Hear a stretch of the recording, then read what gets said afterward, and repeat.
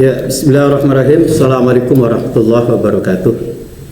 Pemirsa Khotimah TV yang berbahagia, di pagi hari ini menjelang siang, saya sedikit akan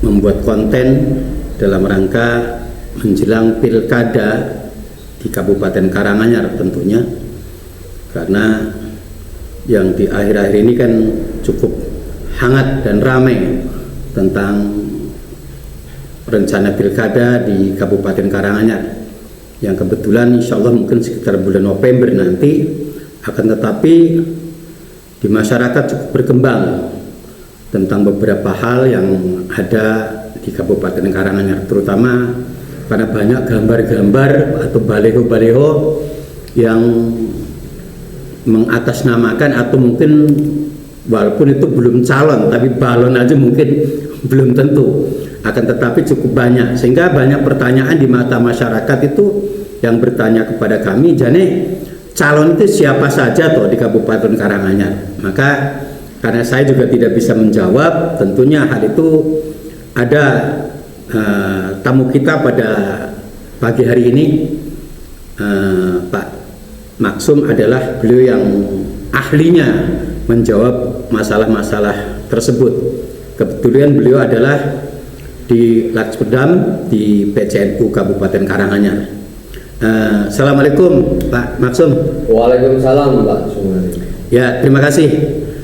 Begini Pak Maksum, jadi tolong ini menjawab pertanyaan dari masyarakat yang menurut perkembangan akhir-akhir ini terkait masalah pilkada, sehingga pasti penjenengan banyak juga mendapatkan pertanyaan juga dari masyarakat tentang siapa tuh jane calon Bupati Kabupaten Karanganyar. Karena sesuai dengan gambar-gambar baliho itu kan yang cukup ramai, ada Mas Ilyas, ada Mas Robert, ada Pak Sumanto, bahkan ada Baguselo, dan banyak sekali, bahkan ada tadi saya lihat juga Mas Tony dari PKB, beberapa baliho tadi baru saja saya lihat itu.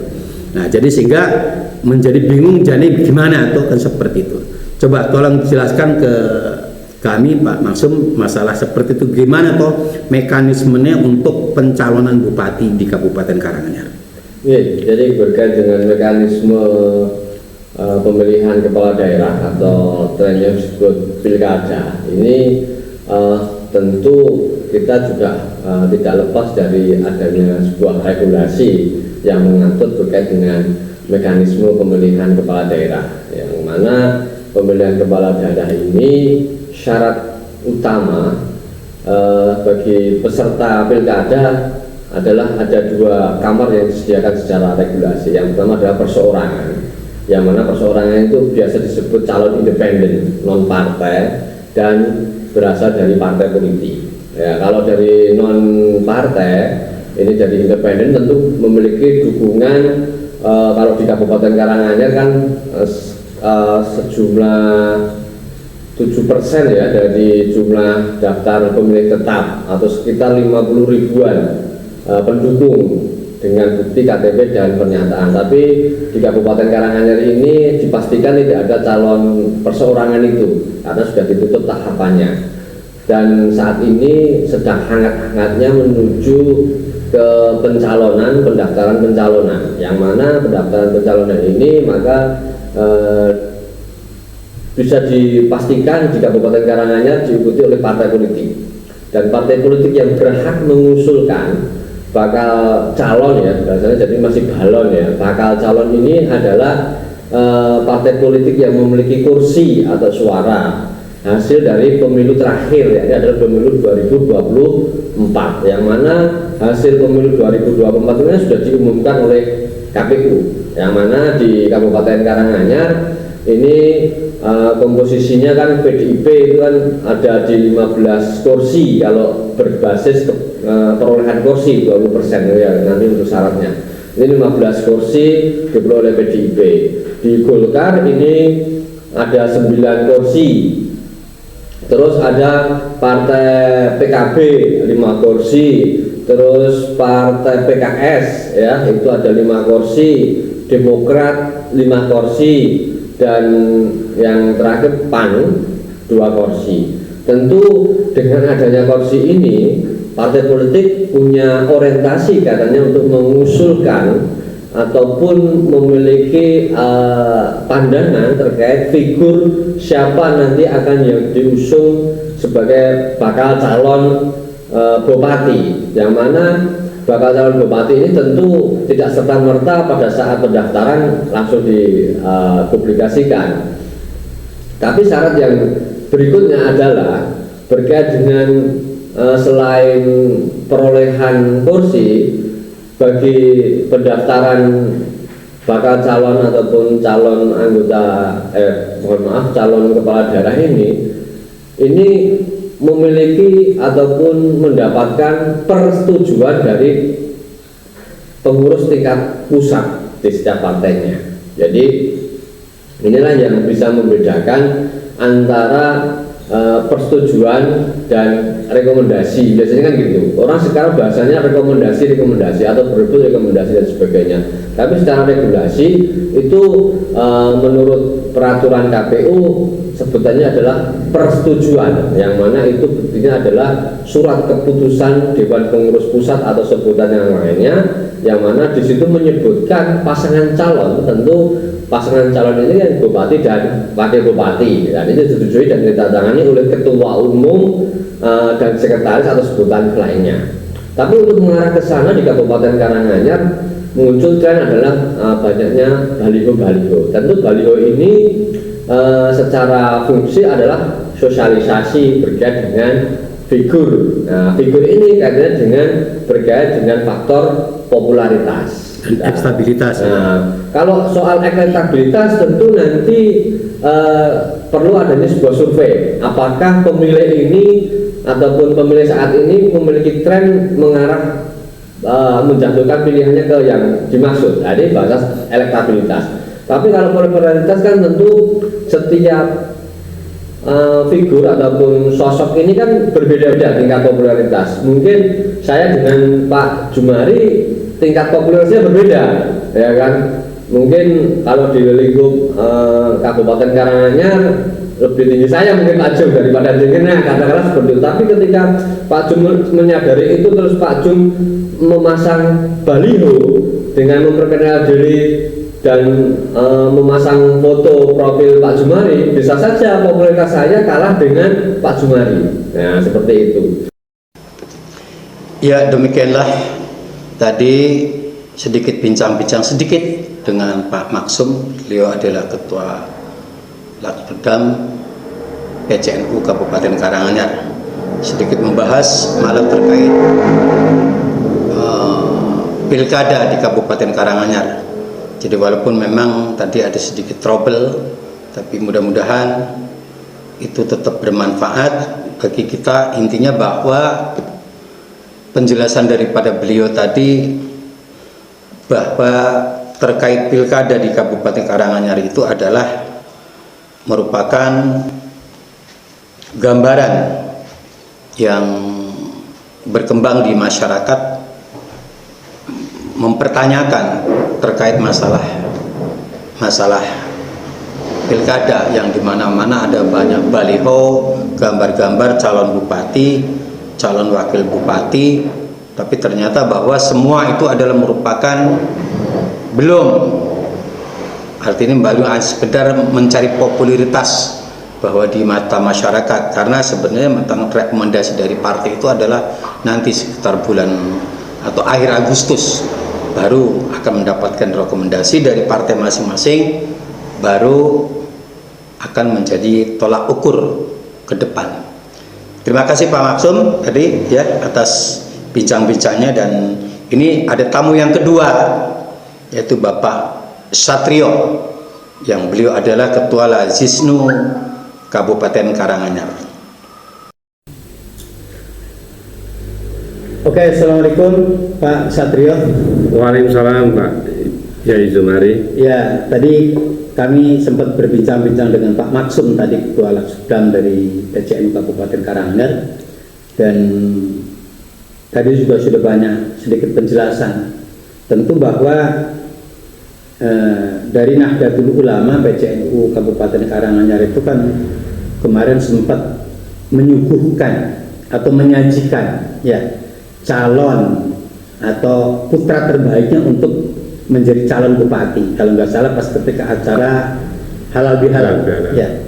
Jadi sehingga ada beberapa calon di sana, atau bukan penyajian dari Nahdlatul Ulama, inilah putra terbaiknya. Ada Haji Paryono SH.MH, ada Mas Ilyas Akbar, ada juga Pak Rosid dari PKB, ada juga Dr. Arif yang beliau sekarang adalah Direktur RSUD Kabupaten Karanganyar, ada juga Mas Dwi yang dia dari Ansor. Tentunya dari NU itu hanya sekedar menyuguhkan, menyajikan, bukan merekomendasikan, karena rekomendasi itu dari partai, tentunya kan itu tuh. Nah, jadi kira-kira menurut gambaran penjenengan ya bukan ya memberi pengamatan secara umum saja lah. Jadi intinya kan perkembangan atau dinamika dari politik itu tentu bahwa bukan berarti NU itu ikut berperan dalam berpolitik, tapi ikut memberikan sumbangsih, menawarkan beberapa hal, putra terbaiknya, atau mungkin silahkan nanti dari partai masing-masing atau juga dari yang disajikan atau disuguhkan itu mungkin akan ditindaklanjuti atau tidak. Kira-kira menurut perkembangan di masyarakat, terutama warga Nahdien, dari kelima penyajian dari Nahdlatul Ulama atau mungkin calon-calon di luar itu pun juga ada. Gimana kira-kira gambarannya? Ya, makasih Pak Jumari. Kalau mengenai gambaran menurut saya adalah memang kita juga sempat ya sama masyarakat bawah, kita coba untuk memberikan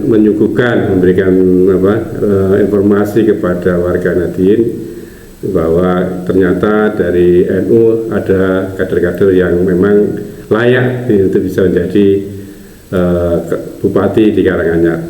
Kalau menurut perkembangan memang banyak sekali ini ya memang yang baru terekspos dengan baik, diterima oleh masyarakat itu memang ada dua yang menurut saya itu paling banyak ya. Yang satu adalah Mas Ilyas dan Pak Paryono. Ternyata memang banyak dari warga Nahdien tanya kepada saya, kira-kira tuh Pak Paryono itu nyalon kok enggak, karena nyalon jadi bupati atau enggak, karena mereka melihat di jalan-jalan seperti panjenengan katakan tadi bahwa di jalan-jalan sudah ada baliho-baliho yang menampakkan gambar-gambar dari balon bupati ya Karanganyar. Karena kemarin kita juga semua tahu bahwa sampai saat ini rekomendasi juga belum turun, tapi dari suara masyarakat memang banyak yang mempertanyakan Pak Paryono itu kira-kira mendaftarkan jadi calon bupati. Seperti itu Pak Jum. Jadi kita juga belum berani mengatakan iya karena memang rekomendasi juga belum ada. Tapi ya intinya kan memang kemarin itu memang karena sudah disajikan 5 orang yang terbaik, kader terbaik dari Nahdlatul Ulama, tapi sementara bahwa yang baru terpasang kan baru satu ya. Saat ini Mas Ilyas kalau enggak, tapi prinsipnya bahwa nanti mungkin ini kan ada suara-suara yang begitu antusias juga dari masyarakat, yang mudah-mudahan nanti kader yang terbaik dari Nahdlatul Ulama yang kita sajikan itulah mereka yang akan memberikan sambutan dari masyarakat. Tinggal nanti bagaimana mekanismenya, kira-kira siapapun dari yang kader NU yang terbaik itu adalah merupakan Bupati Kabupaten Karanganyar. Karena apa? Karena prinsipnya bahwa kita juga berharap kalau bisa tuh untuk 5 tahun ke depan itu bahwa ya Bupati salah satunya juga ada sumbangsi dari Nahdlatul Ulama, yang selama ini Nahdlatul Ulama bukan ikut berpolitik, tapi dalam arti kata ikut memberikan kontribusi yang terbaik. Nah, kira-kira gambaran di masyarakat Pak Satrio bahwa ya tentunya kan nanti Nahdlatul Ulama apabila calon atau kader terbaik dari Nahdlatul Ulama itu mungkin berkontestan atau bersaing, tentu bukan berarti Nahdlatul Ulama terpecah. Akibatnya silakan pilihan masing-masing. Yang penting kita rukun, siapapun yang akan terpilih itu adalah menjadi pilihan yang terbaik. Kira-kira gambaran di masyarakat gimana? Apa ada sedikit pertanyaan itu gimana nanti pilih sana pilih sini gitu? pernah? Ya mestinya ada Pak Jum ya kalau pertanyaan seperti itu ya Pak Jum ya, karena tapi kita juga lihat memberikan informasi pengertian kepada seluruh warga Nahdien bahwa seandainya memang nanti ada 2 kader dari NU yang menjadi kandidasi calon bupati, maka ya kita tidak bisa memaksakan untuk memilih salah satu karena kita memang tidak berpolitik, tapi memang monggo lah terserah dari warga NU. Paling tidak kita memberikan, kalau kita mempunyai informasi dari misalnya kedua calon itu, kita hanya bisa memberikan informasi yang plus dan minusnya dari mereka, sehingga nanti dari warga bisa memilih, oh misalnya si A seperti ini, si B seperti ini, seperti sepengetahuan kita selama ini yang kita bergaul dengan mereka, sehingga nanti kita memberikan wawasan kepada masyarakat agar nantinya biar yang terpilih memang benar-benar kader Nahdien yang Nahdlatul Ulama yang betul-betul memang mumpuni, yang bisa memanggil aspirasi dari warga NU. Tentunya kita sebagai warga NU yang notabene dalam petik kita warga yang terbanyak, minimal pasti juga kepingin ya jadi orang nomor 1 di Karanganyar itu adalah dari kader-kader kita sendiri, sehingga bisa sinergi antara Nahdlatul Ulama dengan pemerintahan di Karanganyar. Saya kira itu Pak Jum. Oke, terima kasih Pak Satrio. Ada sedikit pencerahannya. Mudah-mudahan masyarakat juga tidak merasa kebingungan seakan-akan bahwa kok ini banyak gambar di mana-mana, tapi ternyata gambar yang sudah terpasang itu juga belum tentu mendapatkan rekomendasi dari partai yang mengusungnya. Jadi sehingga sabar dulu sebentar, nanti menjelang Agustus nanti akan ada pendaftaran dan verifikasi dari KPU.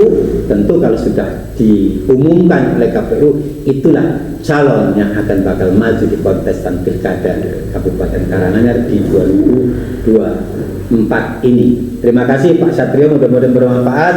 Alhamdulillah bila beridaya. Assalamualaikum warahmatullahi wabarakatuh. Waalaikumsalam warahmatullahi wabarakatuh.